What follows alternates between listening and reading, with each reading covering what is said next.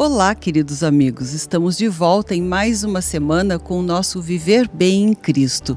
E com grande alegria estamos aqui com o ministro da Palavra, Sérgio Alves, que vai nos falar um pouco mais dessa coisa gostosa que é conhecer Deus e desfrutar das maravilhas que Deus tem para cada um de nós e que a maioria das vezes a gente nem sabe, mas a gente está buscando, não é, pastor? Tudo bem? Tudo bem, uma boa noite a todos. Que bom estar de volta aqui no Viver Bem. Mais um programa que Deus nos proporciona aqui, ampliar a nossa comunhão com o Espírito Santo e assim, por conseguinte, também melhorar a nossa condição de qualidade de vida, porque só Deus pode produzir esse melhoramento em cada coração, né? Nós precisamos voltar às nossas origens e sempre que estamos falando da palavra de Deus, da Bíblia, sempre que estamos ouvindo mensagens bíblicas, nós estamos retornando às nossas origens, porque nós somos criaturas, somos pessoas criadas pelo nosso Deus, o Criador do céu e da terra, e só Ele entende de como nos trazer de volta para uma vida de paz e uma vida de vitória, né?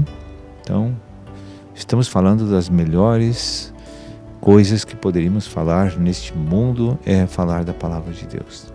Que é a única coisa que permanece, não é? Porque a própria Bíblia diz que, né, passarão gerações, né, e as coisas iriam mudar, mas a palavra de Deus permanece, é igual ontem, hoje e será amanhã, não é? Mas o Senhor falou no Espírito Santo e a gente crê que Deus é um só. Então, o que é o Pai, o que é o Filho, o que é o Espírito Santo? Qual é a diferença? Na verdade, existe uma diferença operacional, mas a pessoa é a mesma. Deus, ele se distribui em três partes funcionais, operacionais. A mesma coisa que o exemplo, já falamos aqui algumas vezes nesse programa, que um bom exemplo para a gente entender como é a constituição divina e como ele se distribui para as operações, é a gente olhando o Sol. Quando você olha o Sol no firmamento, você vê lá uma bola de fogo. A gente sempre compara aquela bola de fogo como se fosse Deus, que alumia todo o Ocidente, o Oriente, aqui na Terra. Mas esse Sol emite uma luz. A luz te proporciona ver as coisas tangíveis. É uma luz natural. Mas essa luz que toca nas pessoas tem um calor. E esse calor, a gente diz que é o Espírito Santo, né? Então é três, mas é um. Bem, e eu começo falando isso porque, além de crermos que Deus é um só, nós cremos que Jesus Cristo é o Filho de Deus e que é o único caminho que nos leva a Deus, né? Mas como crer nisso, né? Como saber se isso é verdade? Como conhecer esse Cristo? Como conhecer Jesus, que não foi simplesmente uma figura na história, né? Mesmo que fosse, eu acho que a figura mais conhecida no planeta, não é? Então, como as pessoas que nos assistem, que estão buscando esse caminho, buscando a Deus, né? Que creem sim que existe Deus, que existe algo, e como poderiam conhecer melhor esse Deus através de Jesus, que na verdade é o Filho e o Espírito Santo, que na verdade é o próprio Deus, então, porque são três em um, não é? É o Filho e a luz, né? Naquele exemplo que eu dei. Agora, assim, nós somos algo que fomos criados por Deus. Dentro de nós tem uma parte subjetiva, espiritual, não é física, que aquela parte é uma parte que está bloqueada, que está com impedimentos de tocar Deus. Todos os que nascem separados de Deus, embora a misericórdia de Deus cuida e abençoa as pessoas até chegar ao ponto de eles terem condições de buscar Deus. Ninguém nasce com Deus. A gente precisa entender no Salmo 51, no versículo 5, ali o Senhor na Bíblia diz que já nascemos separados de Deus e sem Deus na nossa constituição natural. Isso às vezes é um pouquinho difícil de entender, porque as pessoas dizem, tá, mas foi Deus que me criou, como é que eu nasci sem Deus? Não é? Porque o homem é tripartido, ele tem 3 partes distintas, ele tem um corpo, ele tem uma alma e ele tem um espírito. Quando a pessoa nasce, naturalmente, o seu espírito, que é o lugar para habitar o Espírito de Deus, ele não está ali. Então a alma não tem acesso ao Espírito naquele momento. A alma então o homem vive 2 dimensões, a dimensão da alma e a dimensão do corpo físico. Quando uma pessoa recebe uma pregação do Evangelho e ela se identifica com aquilo, e ela gosta daquilo, e ela passa a buscar e a se inteirar cada vez mais do conhecimento espiritual que está na palavra, isso a pessoa então, a gente chama de nascer da água e do Espírito. Então a pessoa gostou, ele vai fazer uma oração que é um contrato que tu vai assinar com Deus. Quando tu faz aquela oração do novo nascimento, tu estás firmando um contrato com o teu Criador. Isso é importante, pastor, chegar e dizer para Deus com as palavras e não só um pensamento. Não, confessar com a boca. Tem que falar aquilo que eu creio no coração. Então, se eu creio que Deus enviou Jesus para me levar de volta para Ele, eu tenho que declarar isso. Porque esse falar, essa declaração, diante do império das trevas e do império da luz e das pessoas, porque sempre vai ter testemunhas nesses momentos, né? Ou seja, natural ou espirituais, aquela pessoa faz aquela declaração e naquele momento, espiritualmente, está selada ela como o seu espírito recebe a vida divina, recebe o Espírito de Deus. Então aquele espírito que estava em coma, que estava inativo, que não funcionava, que não se comunicava mais com a alma e nem trazia as coisas de Deus para aquela pessoa, muda. A pessoa nasce destinada à morte, então ela está sem vida, a condenação. Exatamente, ela nasce assim. Mas Deus nunca condena uma pessoa sem oportunizar ela buscar a vida eterna. Isso é uma coisa perfeita.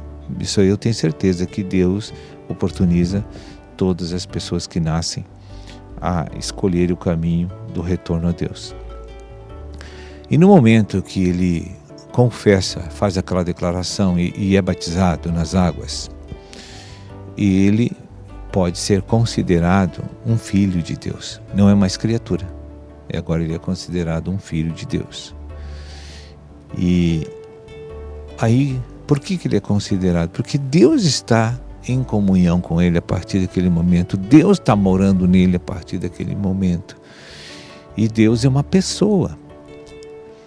A única diferença que tem é que ele não tem um corpo físico que nem eu tenho. Mas ele é uma pessoa. Então, quando a gente diz pessoa, pastor, o nosso cérebro, eu creio que é tão limitado que a gente, mesmo sabendo que não é um corpo físico, a gente imagina uma pessoa. E aí fica difícil, né? Mas ele é uma pessoa dessa forma, num outro tipo de corpo que pode tudo que a carne, né, a nossa matéria física não pode, porque é limitada. Sim. Então, assim, para iniciar, todo mundo tem que ter uma imagem mental de Deus, de Jesus. Todo mundo tem isso, porque isso ajuda a nos levar para uma realidade de que Deus é um grande poder, uma pessoa poderosa, uma pessoa que tem autoridade, uma pessoa que cria coisas só falando. Ele não precisa manufaturar nada, ele só fala e a coisa acontece, sabe? Ele é muito poderoso, como ele fez. Façamos o homem conforme a nossa imagem e semelhança. Ele criou todos os espíritos humanos que iam nascer nessa terra, até o último dia. Essa questão é outra, né? Quando dizem isso, a nossa imagem e semelhança, mas é a imagem e semelhança espiritual, porque ele é espírito, né? Então as pessoas imaginam, né? Olha, como que vai ser minha imagem e semelhança? Mas eu sou de que raça? Eu sou de que, né? Enfim, mas pastor, daqui a pouquinho a gente volta, porque estamos aí iniciando essa caminhada no conhecimento, na aproximação de Deus e da pessoa de Jesus Cristo. Então continue conosco se quiser saber mais.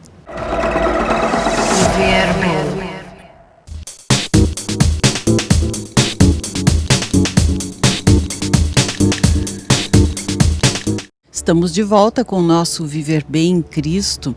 No primeiro bloco aí, conhecendo um pouco mais quem é Deus, né? E várias coisas então que permeiam a Trindade Divina, que é o Pai, o Filho, o Espírito Santo, de como chegar até Ele, de como nos tornarmos verdadeiros filhos de Deus. Assim como Jesus Cristo, né, o Filho de Deus, enviado à Terra para nos mostrar o caminho de volta, eu creio.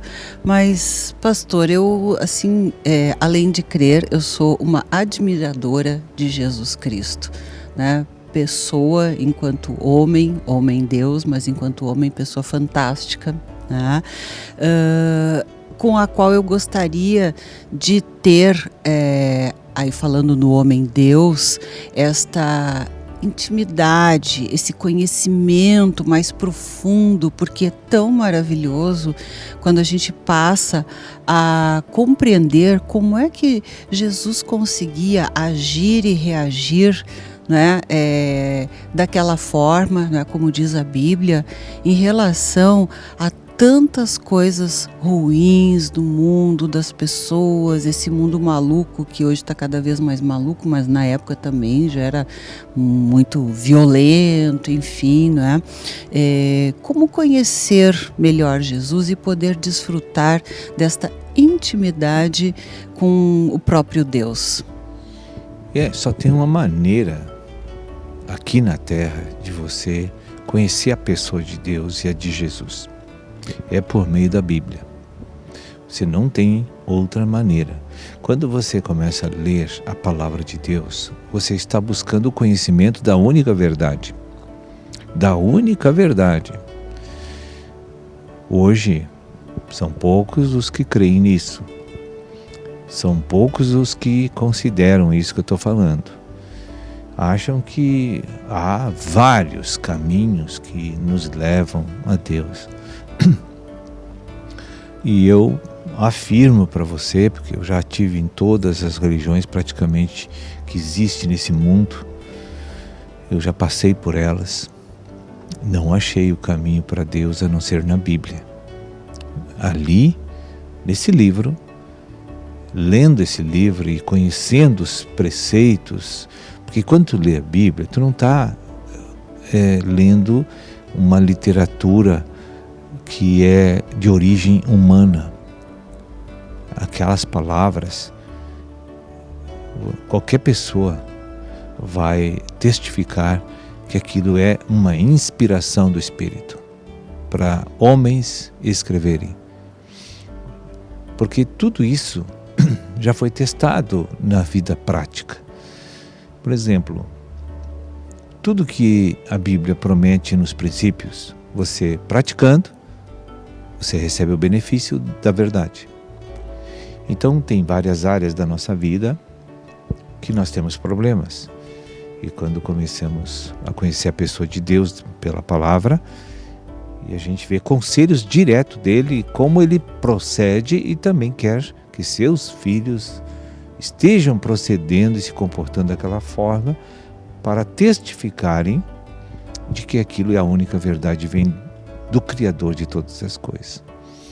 Então eu lembro de experiências que eu tive com Cristo, por exemplo, na área mais difícil da humanidade, nos conflitos que existem entre pessoas e que com o tempo ficam gerando muitas mágoas, muitos ressentimentos, as pessoas ficam raivosas, ressentidas, amarguradas, e aquilo vai tirando o sabor de viver das pessoas, aquilo vai amortecendo, vai mortificando aquela alma, aquela psique. Aí quando eu cheguei em Deus, carregado de ódio e de ira, congelado, que a gente chama de amargura, cheio das razões, me justificava, razoava, que ninguém prestava, o problema era eles, eu era uma pessoa boa, né? A gente sempre se autopromove a uma pessoa perfeita e não falta argumentos para dizer que a culpa é dos outros e nunca da gente. Pastor, só abrindo um parênteses, né, dentro disso, cada um tem a sua razão, mas a Bíblia diz que, né, ninguém tem razão, só a razão não tem razão, só quem tem razão é Cristo, é Deus. Por quê? E a gente é cego, a gente só enxerga nessa direção, na nossa direção natural, nas nossas coisas. Mas por que só quem tem razão é Deus? Porque eu imagino Ele lá muito no alto, olhando para baixo e vendo uma pessoa em torno daquela história do elefante, um dizendo que o elefante é assim porque pega na orelha, o outro porque pega no rabo, o outro pega na pata, e cada um tem a sua razão. Mas isso não é a verdade, é o ponto de vista de cada um. Então não é a razão. Realmente só quem tem razão é Deus, que enxerga o todo, né? E sabe do que falta, do alcance de cada um, que a nossa visão, nosso entendimento é limitado, né? Veja, a justiça humana, a razão, né? Ela é totalmente temperada com egoísmo. Não tem como ela expressar verdade. Porque o valor pessoal, o amor próprio, os cuidados pessoais excessivos que as pessoas têm consigo mesmo, porque há um amor dirigido a si mesmas. Então, como é que quando eu começar a falar e argumentar para me defender, eu já estou pecando. Eu já estou errando. A verdade diz que eu não posso julgar ninguém. A verdade diz que eu tenho que amar o próximo como a mim mesmo. A verdade diz que eu sempre tenho que perdoar as ofensas dos homens. Como é que eu vou arrazoar? Mesmo reconhecendo o erro, a gente ainda quer justificar, né? Então, é bem assim. A gente tem consciência de que errou, mas a gente quer amenizar aquele erro, quer justificar, que não está de todo errado também, não é? Por causa dessa questão do ponto de vista, das percepções diferentes. Mas eu creio que a gente tem que começar a aprender a duvidar de nós mesmos, então, não é? É que isso vem naturalmente, esse processo, né? Porque quando uma pessoa tem uma constituição psicológica formada com princípios, convicções, ideias, que já está consolidado. Aí ela se encontra com a verdade única que está na Bíblia. A Bíblia fala de uma pessoa, de uma realidade de uma pessoa poderosa, né? Perfeita, justa. E aí então você começa a conhecer essa pessoa. Paulatinamente, a mente, o pensamento da gente entra em uma grande revolução.